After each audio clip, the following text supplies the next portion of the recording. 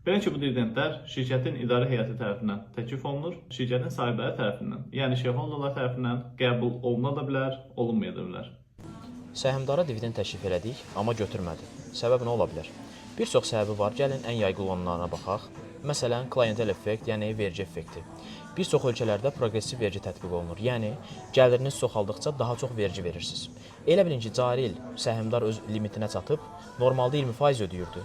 Əgər əlavə qazansa 30%, 40% vergi ödəyəcək. Şirkətə deyir ki, hələ ki dividendi verməyin, növbəti illərdə verərsiniz, mən əlavə vergi ödəmək istəmirəm. Digər səbəb ola bilər hüquqi məsələlər. Məsələn, səhmdarın mülkiyyəti sanksiya altında olmuş olar. Əgər dividend ödəsək, o məbləğ sanksiyaya silinmiş ola bilər. Ona görə də səhmdar deyir ki, hələ ki gözləyək, hüquqi məsələlərimi həll edeyim, sonra mənə dividend ödəyərsiniz. Başqa bir səbəb şirkətin böyüməsinə inam və ya münbit şərait. Yəni, hal-hazırda dividend götürmürəm ona görə ki, qoy o pul şirkətdə qalsın. Şirkət gələcəyi üçün bir şərait yaratsın, daha böyüsün, daha çox qazanc qazansın.